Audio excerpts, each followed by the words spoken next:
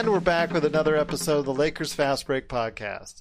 This is Gerald Glassford from Pop Culture Cosmos, Inside Sports Fantasy Football, the Lakers Fast Break, and Game Source. We truly appreciate everyone out there listening to all of our great shows. And if you can, give us that 5-star review on Apple Podcasts. Plus, if you can like, share, subscribe, follow, or do whatever you can for not only the Lakers Fast Break, also as well NBA Draft Junkies, the Run the Floor podcast, Pop Culture Cosmos, Inside Sports Fantasy Football, Game Source, and Lakerholics.com.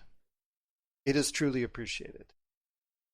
I want to take everybody back a little over a year ago, at around the closing last year, and how they looked very sluggish, and a lot of people were complaining about some of the players, with two players in particular that people had a lot of issues with, a lot of Lakers fans had issues with. That was KCP and Rajon Rondo. Let's now go forward in time, a little over a year later, and in the closing moments of Game 4, in a crucial point in time for not only the Los Angeles Lakers but the Miami Heat in the NBA Finals. Who makes the plays? But the much maligned at that point in time will no longer be maligned as far as in Lakerland, that's for sure. KCP and Rajon Rondo. And along with a back-breaking three-pointer from Anthony Davis, the Lakers pull out the victory, 102-96, in Game 4 of the NBA Finals, taking hopefully what I can say right now, although I'm still kind of nervous, a commanding 3-1 lead in the NBA Finals. And here today to talk about all the things that went on in Game 4 and going forward on Friday's Game 5. Remember, it's Friday for Game 5. Three great guests indeed. First off is my good friend and the man I'm so honored to have been a part of the NBA playoffs coverage. And I really am just so thankful he said the words, "Let's do this," each and every time out for the NBA playoffs. You got to go ahead and check out what he's doing today at NBADraftJunkies.com. His great podcast, NBA Draft Junkies and the Run the Floor podcast. And, of course, his awesome experience that you can go ahead and check out today on YouTube at NBA Draft Junkies. In fact, he just dropped another prospect video among the many prospect videos that he already has. It is Rafael Barlowe. And Rafael, I can just tell you now, friend to friend, I can finally take a breath. It got a little close. It always felt like the Lakers were up by like 10, and then you look at the score and it's like they're only up 4, or it's tied 1. Yeah. So, but yeah, I mean that was a big win. Playoff Rondo decided to show up in the last 2 minutes of the game. He made some big plays. I don't really remember him doing anything in the first 3 quarters. AD hit a big shot. I'm sure you guys were scared when he hit the ground. But, I mean, he hits the ground 9-10 times a game. And Caruso torpedoed him. Yeah. Someone made a comment. AD wants to take some time off so bad, but LeBron won't let him. So I was almost expecting him go out, be taken out, and then come back out in a wheelchair. Well, I mean, like he's like I've been saying all playoffs. New Orleans AD would have been out. I mean, the ankle sprain in the last series, that was a 2-week injury. He takes his bumps and bruises, but he got back up. I felt like he took a little note from Bron. I thought like, oh man, he's out. He's probably going to at least miss a couple possessions, first play alley-oop on the first play after the timeout. So yeah, I mean that could have been a big game changer if his injury was, somewhat significant or was going to slow him down. So to me, that was probably the biggest play in this series that he was healthy. Because if it would have been different, then we could have seen the momentum switch the other way, especially with Bam coming back. Absolutely, and he did give them a boost. You can see that with the way that they played, and it was a very inspiring performance from Miami, and they deserve all the credit in the world. But let's go with the Lakers here for a sec, and 2 other great guests I have on the show as well. First off, he's one of the blog editors for LakerHolics.com. Please be part of the experience today at LakerHolics.com, where you can be part of the conversation where dozens upon possibly even hundreds of Lakers fans are out there right now talking and interacting on LakerHolics.com. It is Sean Grice, a.k.a. Magic Man.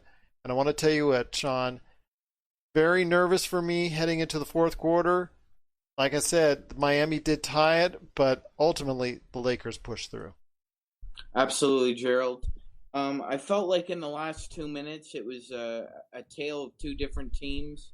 Other than Jimmy's play, I thought the Heat showed their inexperience and youth with a lack of execution at times. And I thought, like you said, playoff Rondo showed up. And hats off to Kentavious. I thought he played his best game of the year. Not just of the regular season and the playoffs, of the year. And hats off to him. Look, he was one of the top 10 three-point shooters in the league for about, first 3 months. Held off a little bit after the All-Star break.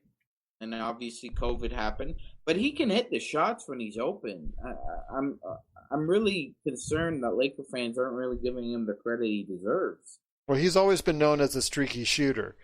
And it's when he's on one of those cold streaks that really concerns Laker fans. And you also got to remember that he's played outstanding defense at times. He's always given the toughest assignment as far as the backcourt is concerned. So, with him, it's always been touch and go. But just to see the confidence in him playing today and saying, you know what, I'm going to step up. And seeing how much of a team effort with plays by Caruso down the stretch, plays by Rondo, plays by KCP, Morris, Kuzma, everybody made contributions throughout the game.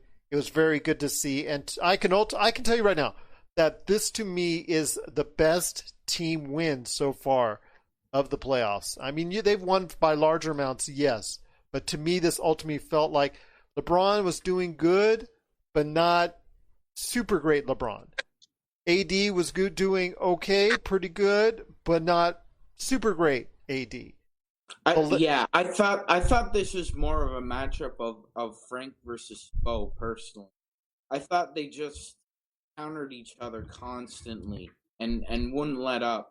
So to me, that was the difference. I thought, they had that 7-game series battle way back when, and it looks like there's no love lost between the two of them. Absolutely. But I tell you what, it was a great game indeed.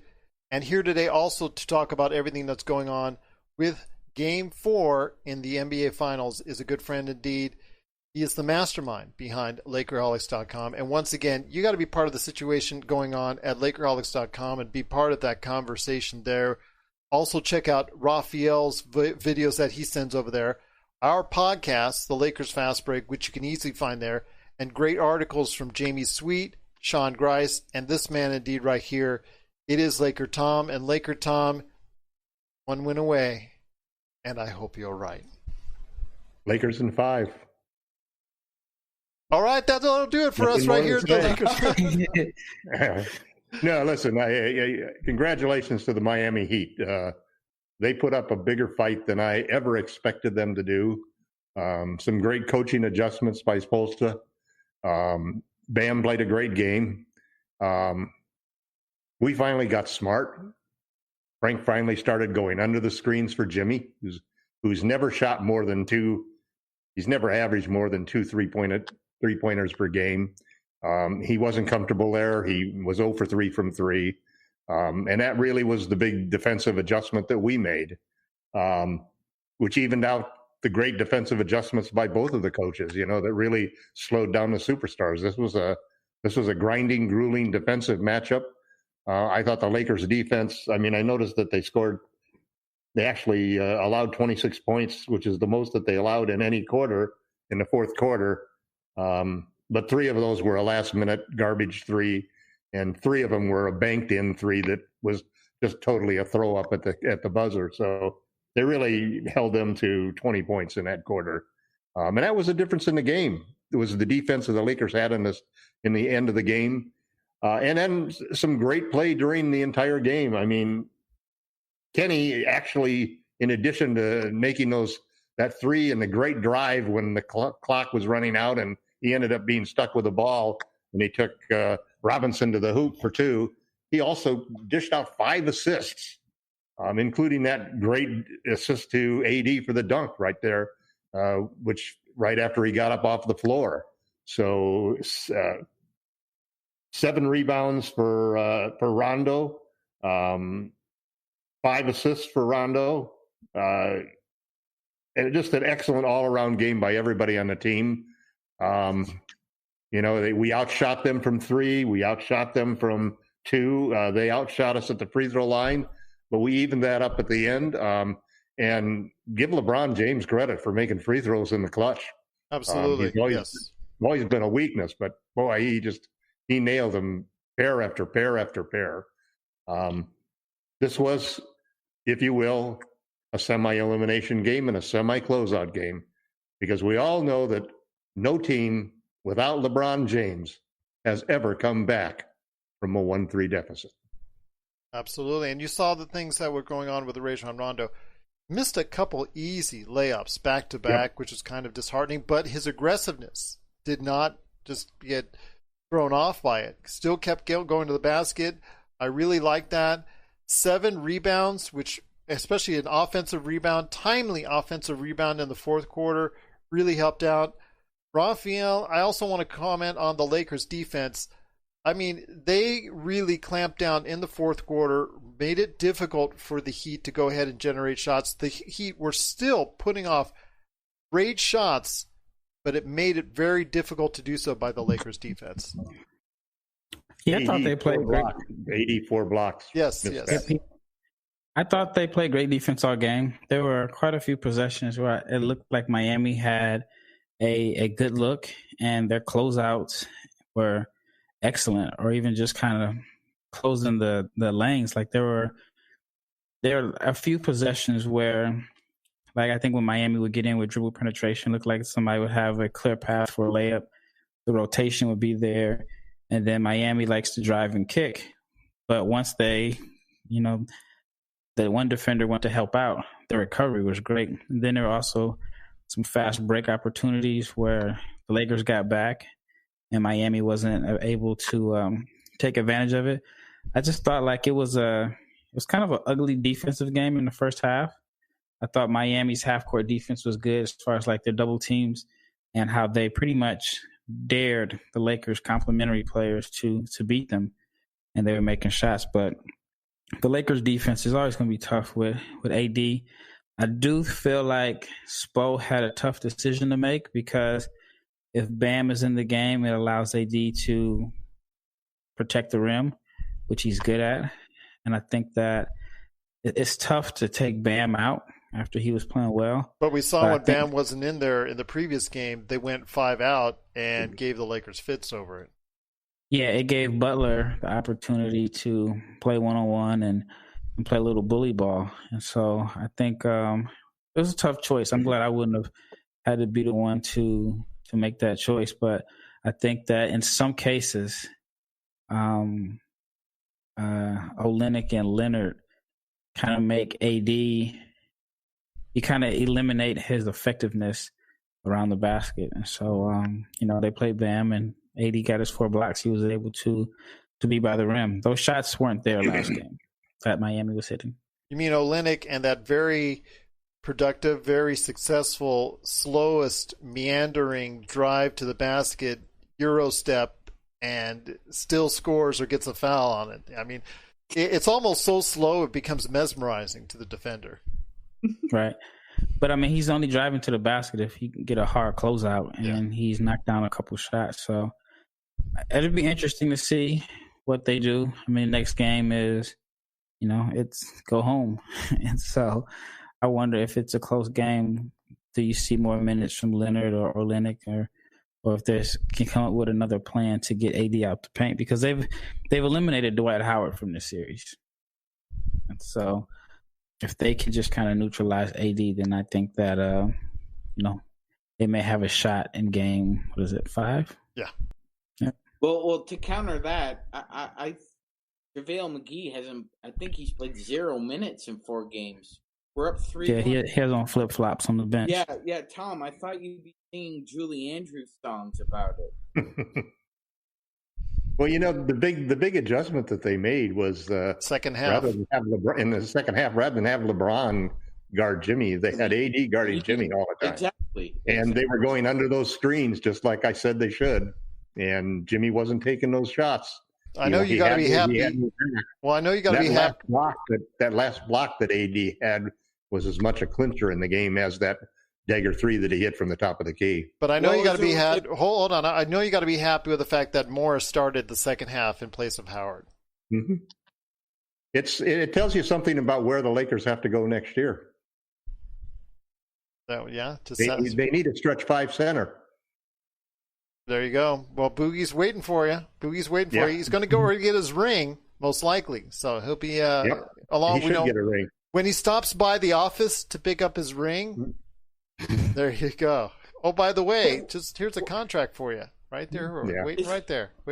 Isn't that coming full circle for Boogie? I mean, you had to watch AD win a title at Kentucky when you keep telling him that you had the better team, and now you're gonna pick up a ring and you're along for the ride while AD, possibly winning the MVP of the finals. We'll see, but well, I don't know. It's the thing about Boogie is you just don't know what kind of defense he's got left in him. Offensively he can bang underneath, and you just don't know how much those injuries have taken their toll. He's going to get a show me deal. He's going to have to live with something like that, right? But I think Dwight has shown his value. Yeah. Well, go ahead, Rafael. Yeah. I said that would be like Boogie's third straight show me deal. Yeah, it would be. After he was in line to blowing $130 million. the sure thing deal that he had. That's not as bad as the Nerlens Noel deal, but it's close. It's close. Oh, I think it's worse. Because remember, if Boogie was in line for the Supermax, right? But at least Boogie was made a considerable amount, comparatively speaking, to Noel, who turned it down. Yeah, turned it down. Just flat out turned it down. You turn it down, it's not the same as getting injured and losing it that way. But no, the garbage man doesn't throw out the winning lottery ticket. This is Rafael from NBADraftJunkies.com, and you are listening to the Lakers Fast Break.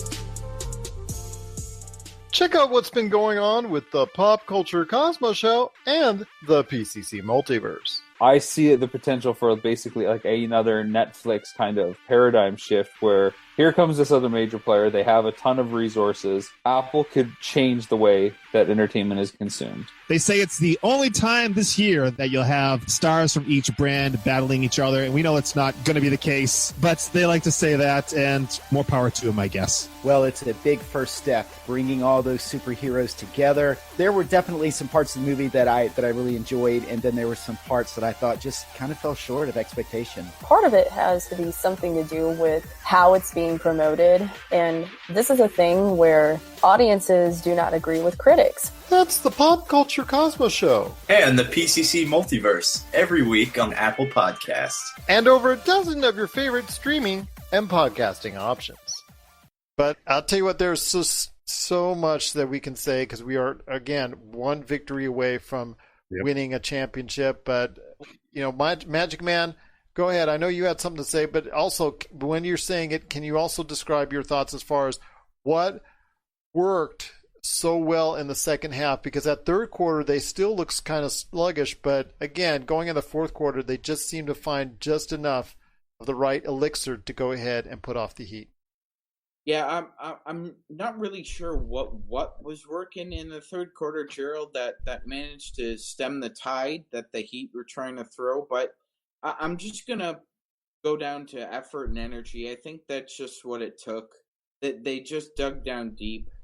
I really enjoyed the fact that if there was a line of sight drive that one of the Heat players had, there was usually a Laker in front of them or near them.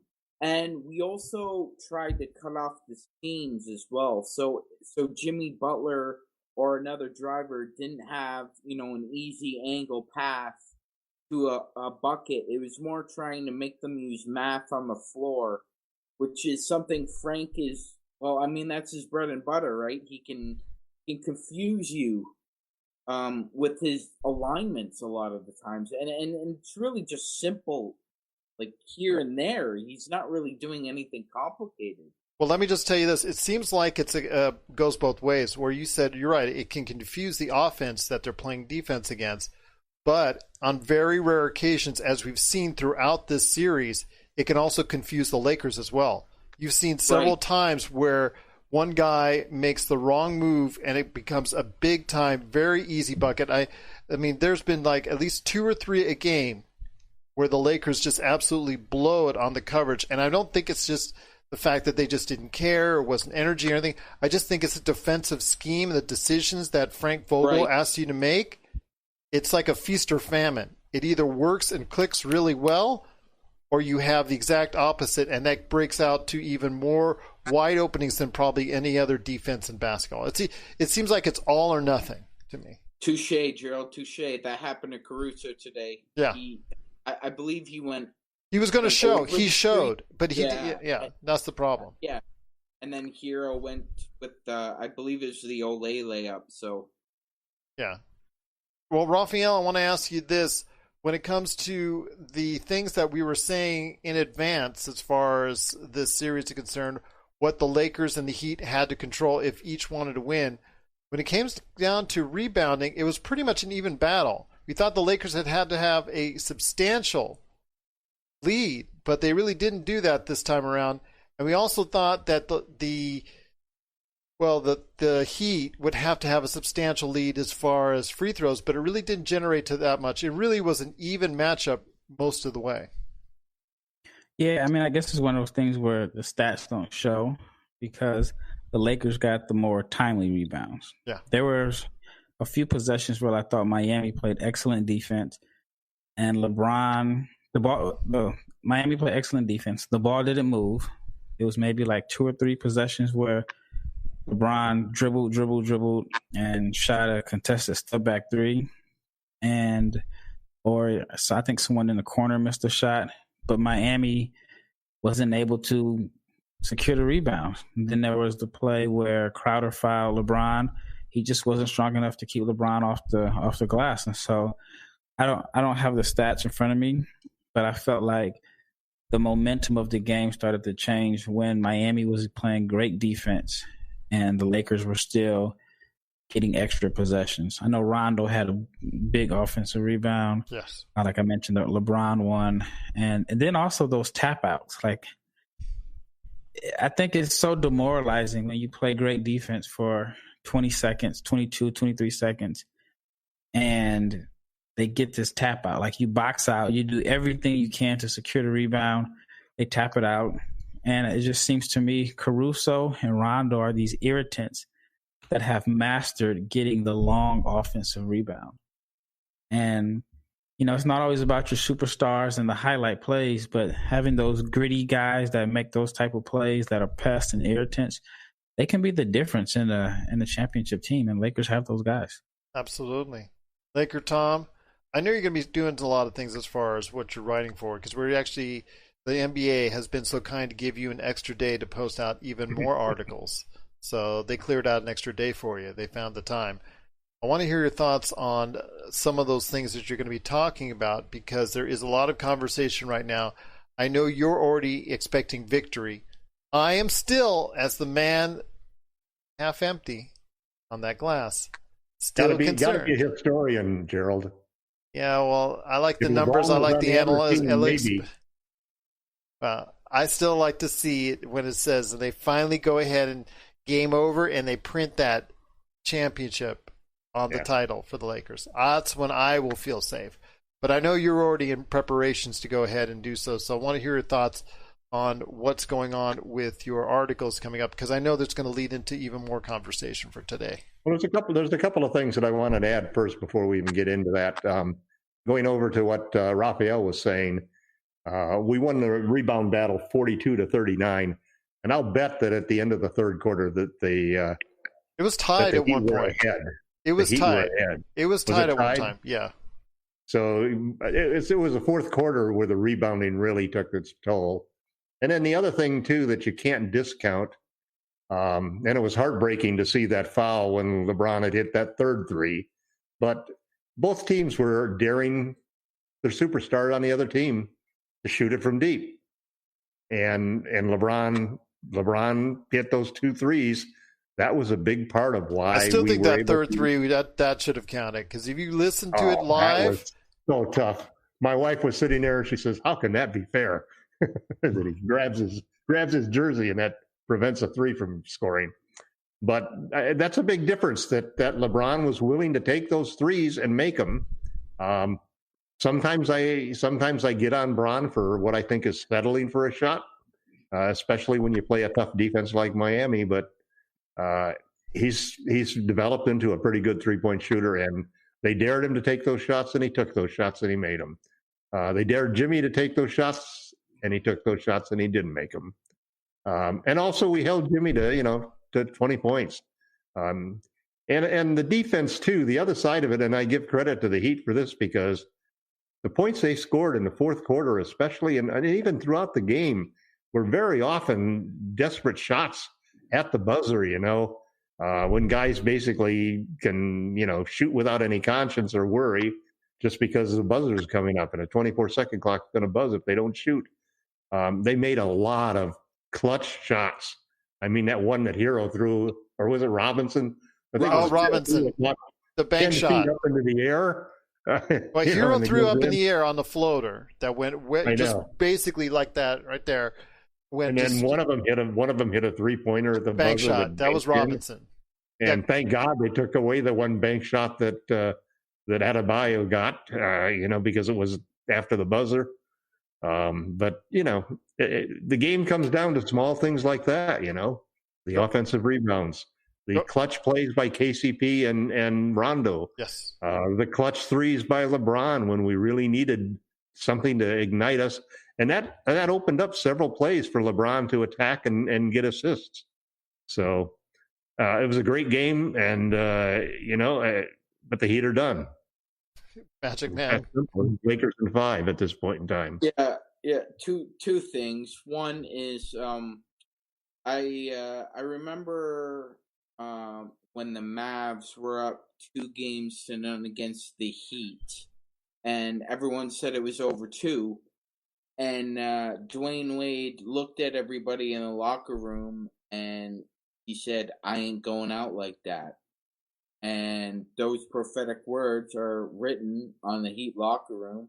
And the refs were in that dressing room, I think. Wait, Tom. Yes. We're gonna get "I ain't going out" in Game 5. I'm telling you. LeBron better not be talking smack to Jimmy Butler again. Yeah, well, and another thing. Didn't see any sneers from Hero either. When we made the trade for AD, everybody could talk about gave up too much. I was a little upset that we gave away Josh Hart, particularly because Josh is a very proficient rebounder and a very good offensive rebounder, and he also takes charges. Josh Hart creates multiple opportunities for you in a game outside of shooting. But Alex Caruso can do the same thing. That's why I think we've learned to absolutely love Alex. He'll take charges. He'll grab offensive rebounds. He'll dive for loose balls. Just adds possessions to the Lakers. Even if we're struggling, he seems to come up with a steal, or he seems to come up with a play. And I found it funny. Zach Lowe was talking on Wendy's podcast about how Caruso plays sometimes with a jetpack up his ass on both ends of the floor.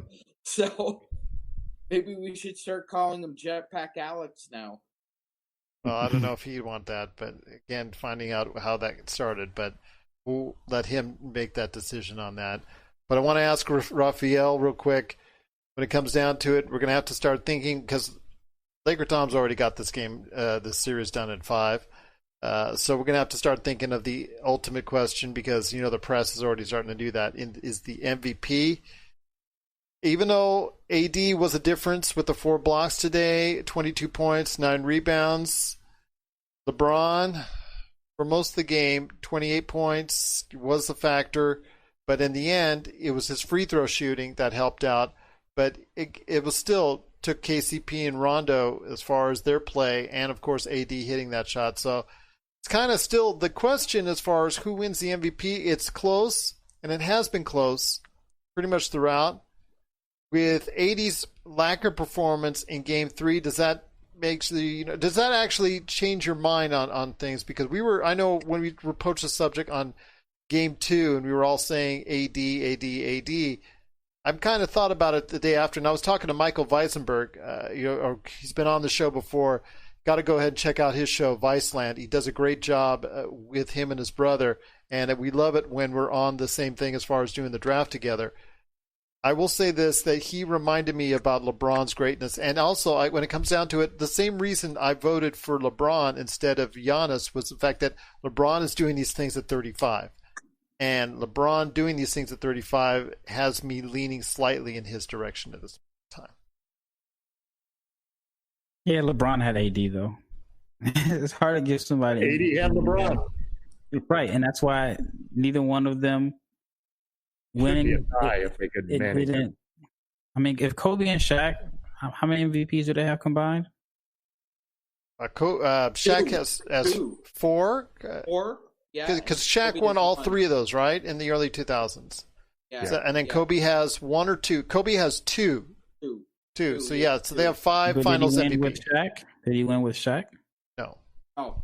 Yeah, so I don't think LeBron or AD are going to win MVPs as long as they're together. But in my opinion, LeBron is the best player on the Lakers. The talk about AD being better than LeBron, it's almost like last year. People said that Kawhi was the best player in basketball. And, it's every year you're trying to bump somebody ahead of LeBron. It was Durant a couple years ago, it was Steph a couple years ago. LeBron is the one consistent. And to me, this series, the Lakers, I guess I'll put it like this. If you take AD off the Lakers, I think LeBron could still put up 40, 18, and 12 if needed, and the series will still be competitive. We've seen him do this in Cleveland. If you take LeBron away from the Lakers and it's just AD with this current roster, I don't think they're as competitive. And if you look at their stats, LeBron has had 25, 33, 25, 28. He's had double-figure rebounds in 3 of the 4 games. He's averaged, he's had 2 8-assist games, 2 9-assist games. He's putting up close to a triple-double. So to me, LeBron is the MVP. I agree 100%. You can't disrespect the guy at 35 years old for what he's accomplished. Allegedly. Game 3. Allegedly. We still, hold on. This show, we've pretty much deemed him a cyborg and that he stopped aging at 25. So you might want to just get that 35 out of there. Well, listen, man, the most important 2 shots in the games, as far as I'm concerned, were the 3s that LeBron made. That changed everything for the rest of the 4th quarter. I would still say it's the KCP shots. I think it's the free throws.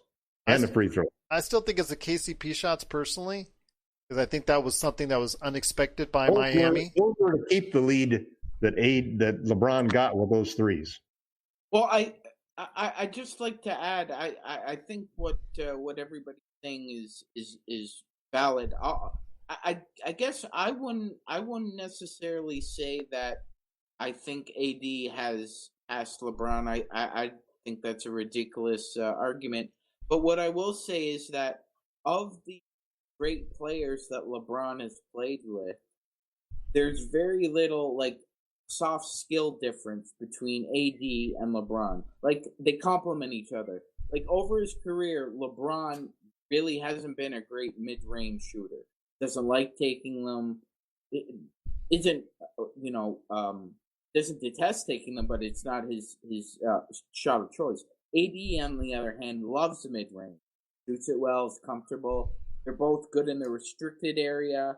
They both take AD's more confident in his threes now, perhaps.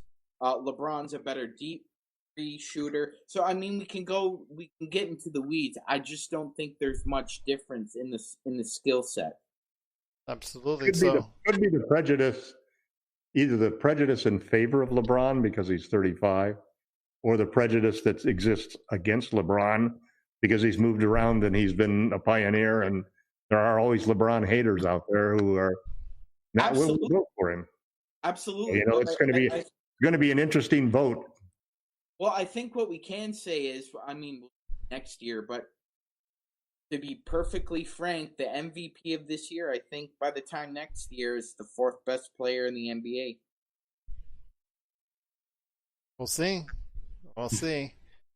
But before we head on out, Rafael, if Game 5 is coming up on Friday, I'm going to go with you first when it comes to Miami. If you're Miami and Eric Spoelstra, what do you think to do? Maybe little tiny tweaks. You talked a little bit about how you think that you may have to make the tough call on Bam Adebayo, but is there anything else you see? Because you're probably not going to go ahead and get Dragic back. I think he's really seriously out because I heard he didn't even look good today in warm-ups. Yeah, I was shocked to see him even trying. Yeah, man, I think that would be the only thing. I felt like they played a good defensive game. They had a good defensive plan. I mean, LeBron had a good game statistically, but LeBron is always going to have a good game. I mean, they got him into some turnovers early. I thought that LA was having troubles figuring out their defense at one point in the game. It's interesting that they've abandoned the zone, isn't it? Well, I mean, it's hard to play zone if with AD and LeBron on the floor. I mean, that's the thing, the rebounds. And so you may clog the lane up, but you gotta find the body to get the rebound. So AD is just so active. And so I think he's a zone buster himself just off of his rebounding alone. But yeah, I just think you got to find a way to try to get AD out the paint. And so, you may have to play Olynyk or Leonard. Because even if Leonard is out there and he doesn't even touch the ball, I think his gravity alone makes AD a step away from being able to protect the rim. But with all that saying, I don't know how you make those lineup changes and take Bam out, because you can't say that Bam was hurting the team in any way, shape, or form. It's just the spacing wasn't there like it was last game, and I think and it's because of the shooting. And obviously the Lakers made some choices by having AD guarding Butler.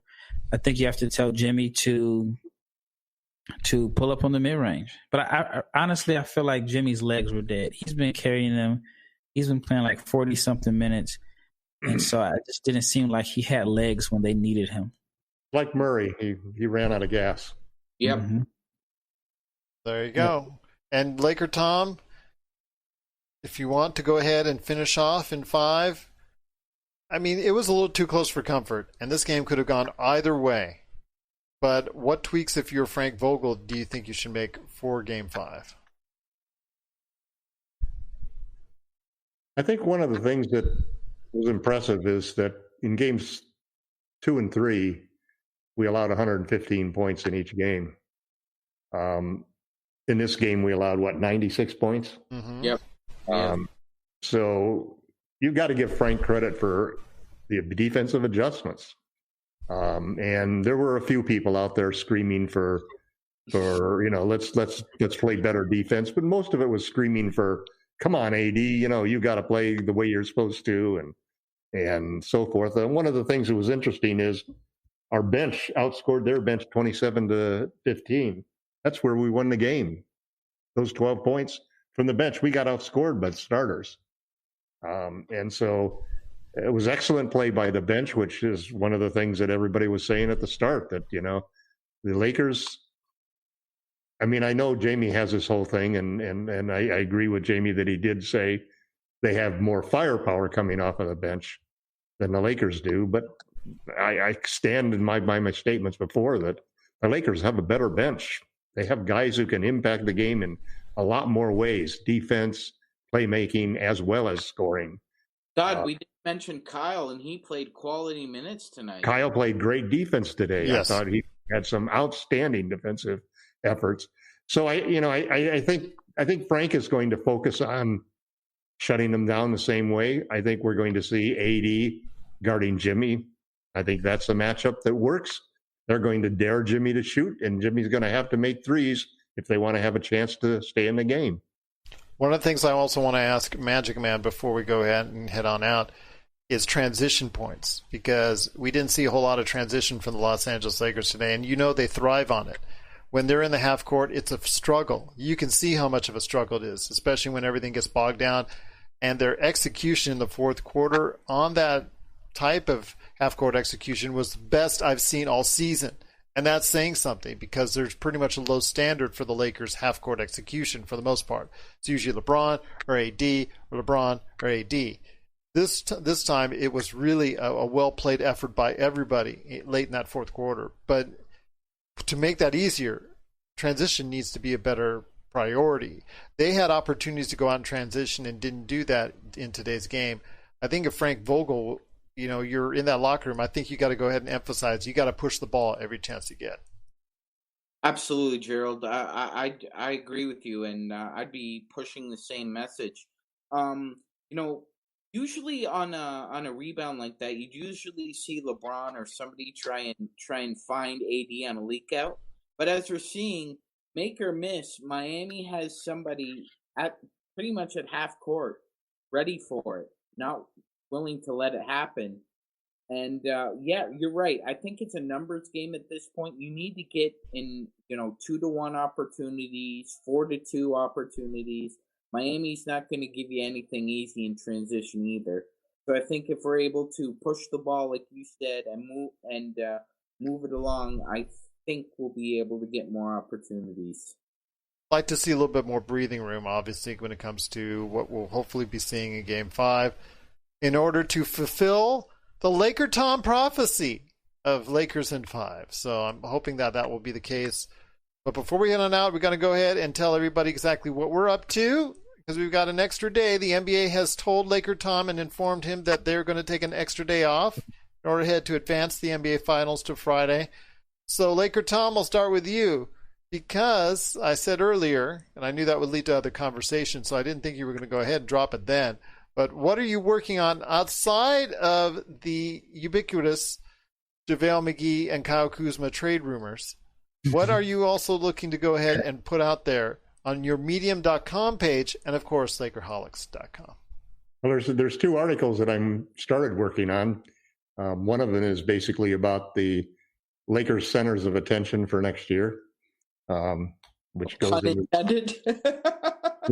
the whole situation of looking what happened in the finals game here, because you look at what's happening in the Eastern Conference, and it's stretch fives everywhere you look in the Eastern Conference. Could you actually maybe coach JaVale to get a jump shot? The guys who are most popular trade targets are guys like Miles Turner. Everybody wants Miles Turner. He's 2 blocks a game guy who can protect the rim, and then he can stretch the floor. So that's one area that I think is really important, and I do think Cousins is an important part of that. And I think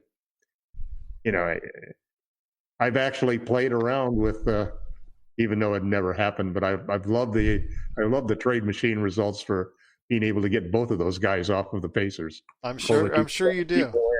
And Turner would be a wonderful catch. The other thing is You're just killing Sean. I'm just telling you right now. There was a great article about ranking all of the various teams' attractiveness in free agency for next year. And guess who was at the top of the list? The Lakers. Los Angeles Lakers. The most attractive location for free agents to go for all of the reasons above, The get to play with LeBron and AD. You get to join a championship squad. You get to play in Los Angeles. You get all of the extra promotional things. You get the great weather, the expensive places to live. Or you can play well and you get a poll saying you don't deserve a ring. It could be true. And Casey, I guarantee you, KCP, Danny Green, and Kyle Kuzma, I'm sure they enjoy playing in LA with the Lakers, but I think they're probably like, if I played in Detroit or Milwaukee, I wouldn't. I could get on my Twitter and not. I'm not so sure. There is a limit to what fans should be doing. And I find, for example, I've traded these guys, but I've never disrespected them to the point that somebody said that you're going to take away your championship ring like they tried to do with this poll for Kyle Kuzma. I don't even consider the people who respond to that poll to be Lakers fans. They're not my kind of Lakers fans. I never heard of this. They had a poll, a petition. It's petition.org. It started, I think, over the weekend. After Kyle Kuzma Kyle Kuzma his championship ring. Yeah. Well, and Kuzma's been part of the team.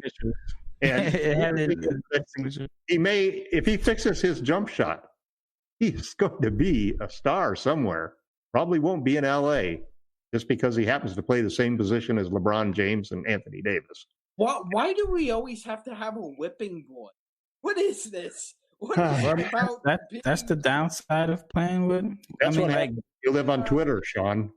I mean, every LeBron team, right, Rafael? Is that you could pretty much say every LeBron team has had that individual that people have targeted. Yeah. Is that correct, Rafael? Well, Rio kind of deserved it. Danny's going to get traded because of his contract, not because of his poor play. Kyle's going to get traded because not because of his poor play. Tom, I don't think anybody's going to trade for Danny Green at this point. Got to give up the first if they really value the first. Well, I think he's give up the first hip at this point. It's a late first. In a bad draft. Maybe not. Maybe not a bad draft at that point. Rafael's looked at it pretty hard, so have I. I'll say it's a not as attractive draft. How about that? Go ahead, Sean. But I think it's not. Let me finish there. I do think that there's a lot of different things that open up when you are the most attractive location for a free agent, because you have two classes of free agents that you can go after. There are the free agents who there are three classes, really. Guys who can fit on the MLE. And there's a whole bunch of guys who are pretty good players. This is not a superstar free agency class, but it's a class that's got a lot of guys who could fit in a $10 million contract for MLE. Secondly, you've got a lot of guys who are they're not max players. They're like 20 million, 22, say between 15 and 25 million. And just depending on what the Lakers' existing expiring contracts do, these guys have leverage because they could very easily say, I'm not going to re-sign with anybody if you traded me to anybody other than the Lakers. And then you got a third group, which is like the AD. These are the guys who are going to be free agents the following year. Those are the Victor Oladipos and so forth, who again can push to go where they want to go. I think one of the big questions that the Lakers have to do, and it's why I've been against holding out for Giannis, is that I don't want to get in a situation again where we don't have anything left to go. I don't think a third superstar for max contract is the right move for the Lakers to make at this time, because you lose the Danny Greens, the KCPs, the Kyle Kuzmas, the Alex Carusos, all of those pieces that really make a team a team. I think we're better off to trade a couple of people, probably Kuzma, Green in the first round choice for somebody, and then find somebody who wants the MLE, bring in a guy who's a $20 million a year guy, spend and commit long term, because once you get down the road and let's say Giannis decides he's not going to sign with Milwaukee, or there's other superstars in 2 or 3 years that are coming down the road, you need tradable contracts. That's been our problem, that we have not been able to go out and get the high-quality player because we haven't had the contracts to be able to do it. We couldn't put the deals together, even if those guys said, the only place I'll go is Los Angeles. So I think that's the other thing that the Lakers really have going for them. And in an environment economically like we're in now with the coronavirus, that's the perfect time for big market teams to take advantage. That TV contract the Lakers have in LA is like solid gold. And that's the one thing that is going to make them separate from everybody else. So you put a championship banner up again for the Lakers, and they're going to have more opportunities than anybody else in the league, even than the Warriors and the Celtics with all of their draft picks and so forth. I think it still be tough because, like, if, say, Oladipo says, I'm forcing my way to the Lakers, right? And then the Lakers say, well, hey, we'll give you Danny Green and Kyle Kuzma. If I want to pay something, say, you know what? Forget it. I'm not taking on that contract. Like, there's no point in me taking on that deal. I'd rather tank and get a higher draft pick on my own than. Well, or they might come back and say, I'll tell you what, we won't take Oladipo because he's only got 1 year left on his contract. But Miles Turner's got 4 years and $76 million left on his contract. But if I'm the Pacers, why would I take contracts for that? No. I can just be bad and start over and not have the payroll. You get Kyle Kuzma, THT, and a draft pick, and an expiring contract. That's not. Yeah. Go ahead, Magic Man. My head is spinning. How much time do I have, Gerald? As much time as you need after that. I need to settle my stomach after that. Yeah. Okay. So, I'm with Tom. At this point, I'm not convinced playoff Danny Green exists anymore. I think playoff Danny Green is 6 feet under. At this point in time, I think there are a few reasons why you wouldn't trade for him. One was what Rafael just said. Yeah, we'll give you Kyle Kuzma. We'll give you Alex Caruso. We'll give you a first round. No, thank you. I also think that, at this point in time, he's south of 30, not north of 30. Got multiple injury history. I'm not even sure he passed a physical at this point. There's something going on with his hip. The Lakers are being very mum about this right now, and I'm not sure why. It makes me a little curious. And I think that it's going to be almost very difficult to move him in the off season.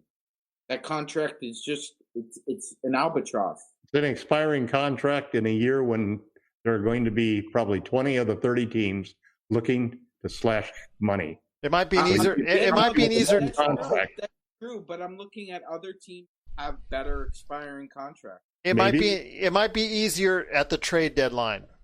It might be easier to get rid of it at the trade deadline. I'm not sure. I'm not so sure you can get it off in the off season. I think everybody on the other teams are going to explore their options first before they go to something like that. But if it depends what happens with coronavirus. Yeah, it really depends on what the economic situation is. Well, yeah, but if they pass the whole amnesty thing, then it kind of eliminates that. But I also feel like Caruso. Well, he might be our amnesty guy then. Then we got $15 million in free agency opening up. I think you sit on Danny Green for a year. I think what are you going to say about Caruso? I was saying that I still don't think that his value around the league will be as high as people think because it's directly related to LeBron. I mean, think about Dellavedova. Yeah. He got paid, and he's probably still under that contract. And so, but he's a nice throw in. He's a nice throw in to a deal. Yeah, he's a nice throw-in. It just depends on, like how much value he'll have because he's not really a two. He's in a perfect situation. That's a great point, Rafael. It's hard to really gauge what his value is. Yeah. What do you think these free agents of the Lakers are going to do? Well, I think the free agents are going to do JaVale, Rondo, KCP. And he's there. He's not leaving. I mean, he got LeBron there.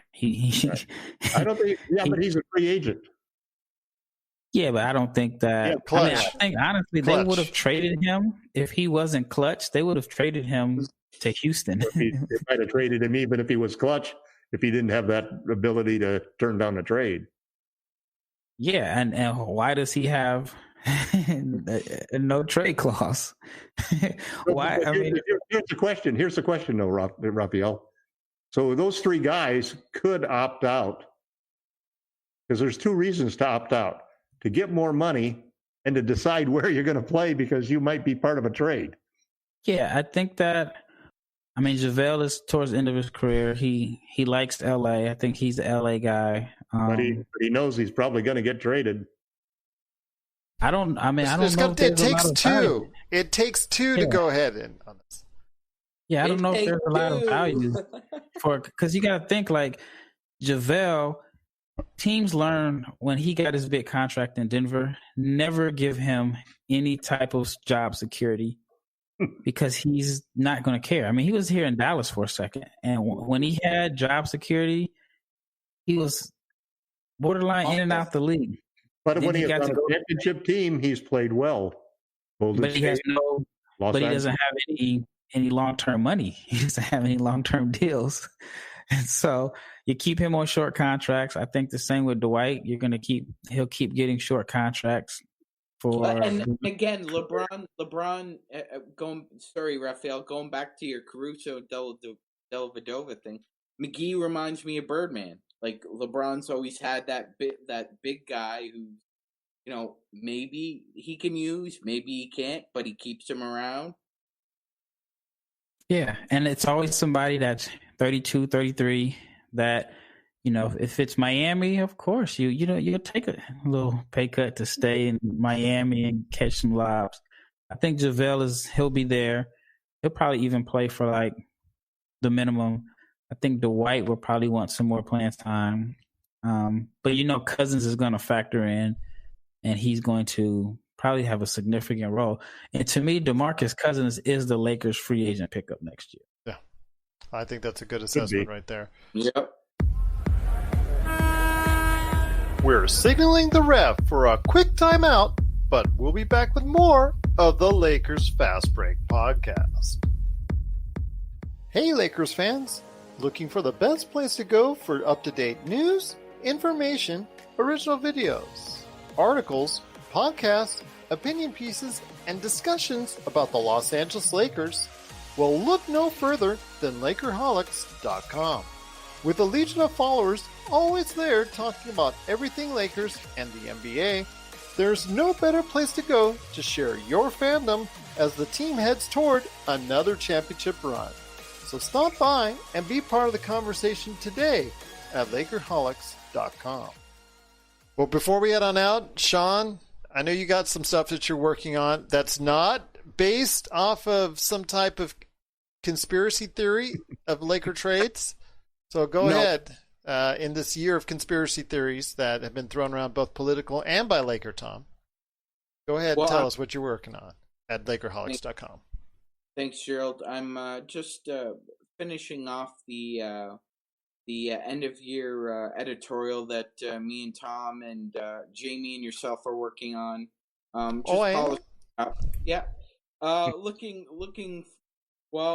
Looking forward to just everybody's expectations, and I hope you give it a read and really try to imbibe what I've been saying. Just looking at the Lakers season from my perspective.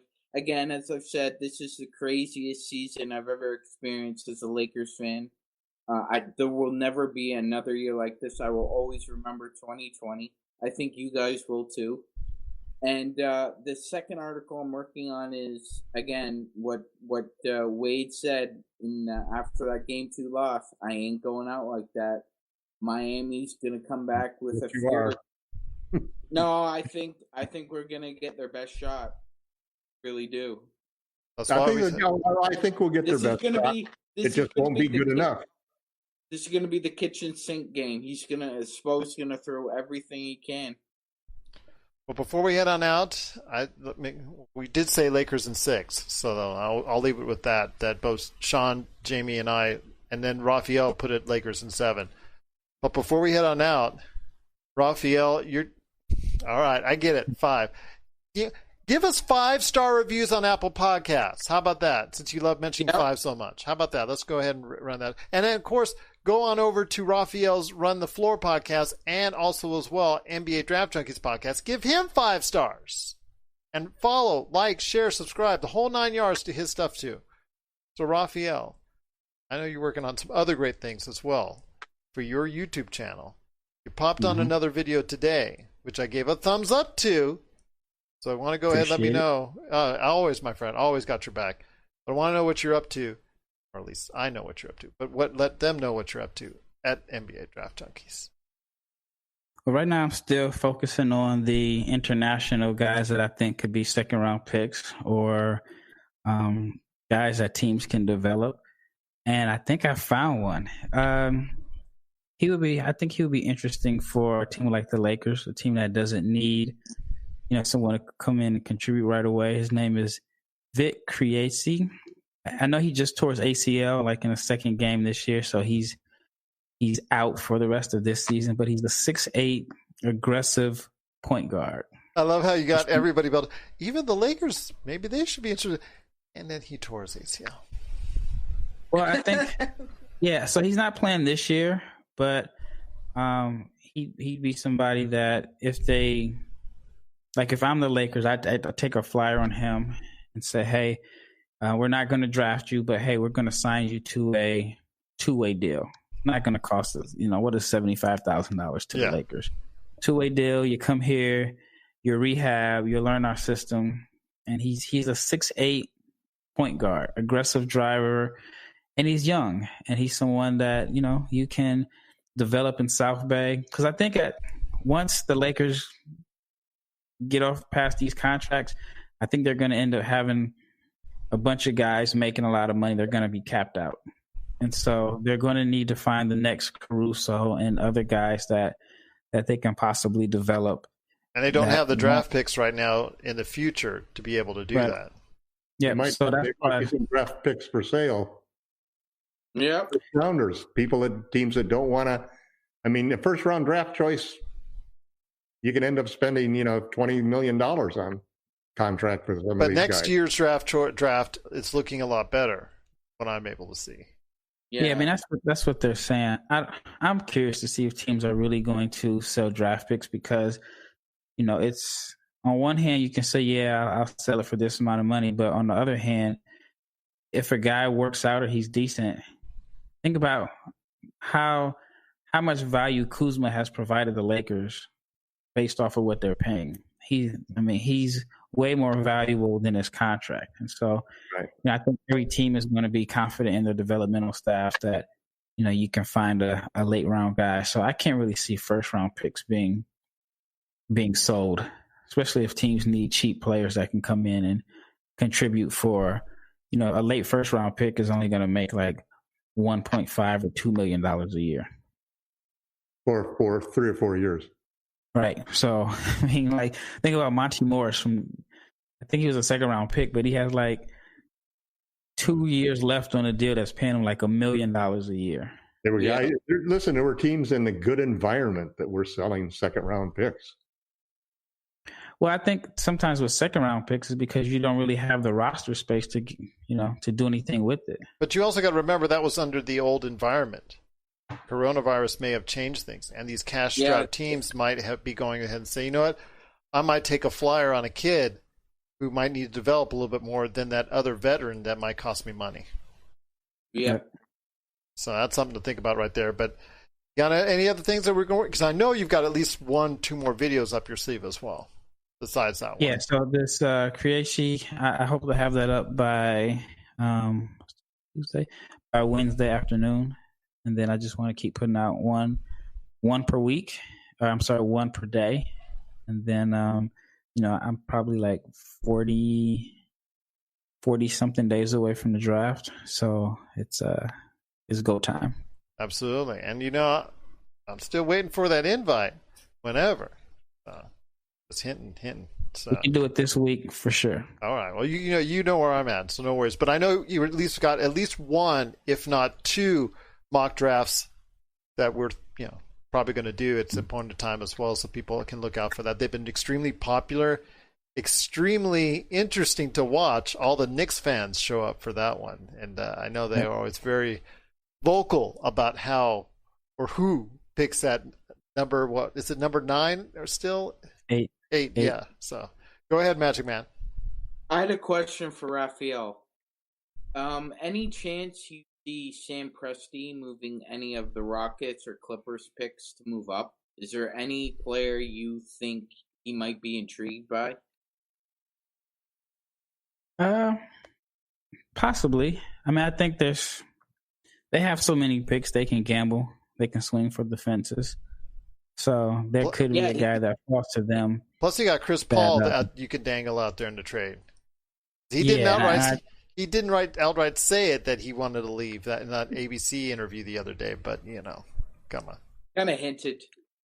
Yeah, I think he's gone. I mean, because there's no way they bring Gallinari back.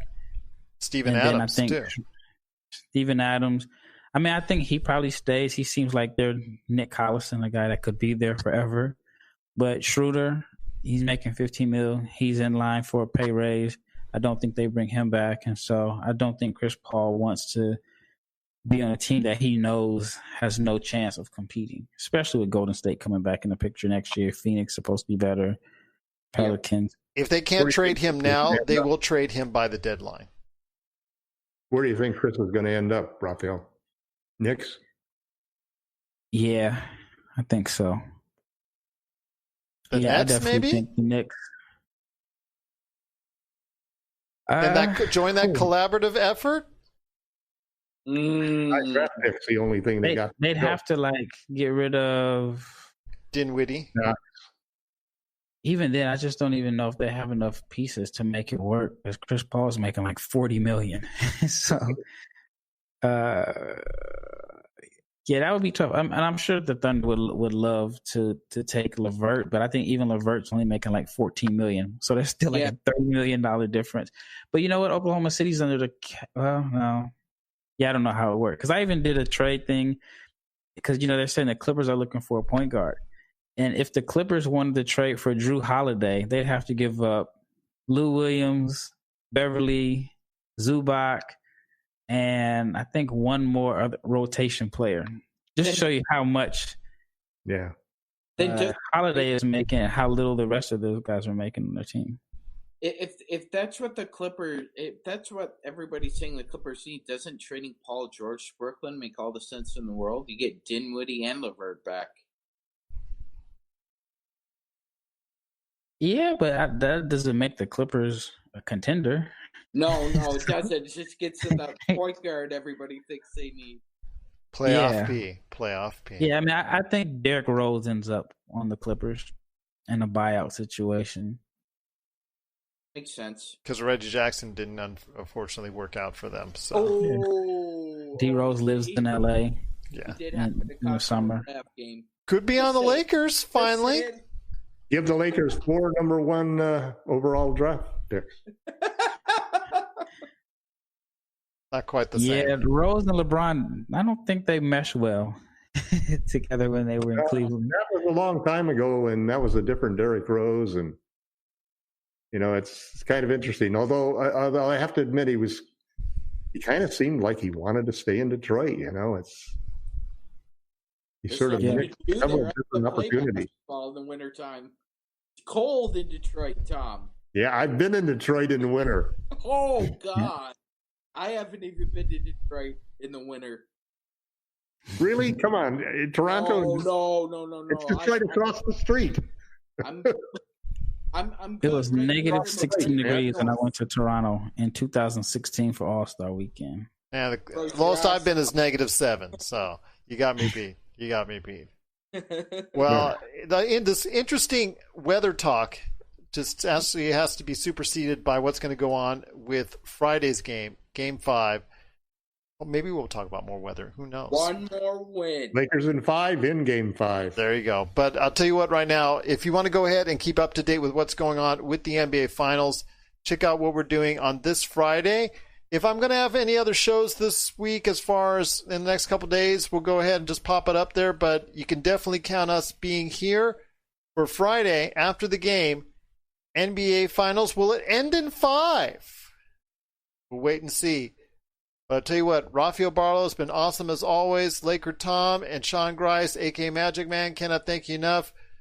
Guys, been awesome. Thank you so much for watching and listening our entire program. To all the Facebook groups that I got a chance to share to today, Got nothing but love for you. We truly appreciate you watching and taking the time to go ahead and checking us out. And to our increased volume of listeners, cannot thank you enough for checking us out each and every time right here at the Lakers Fast Break Podcast.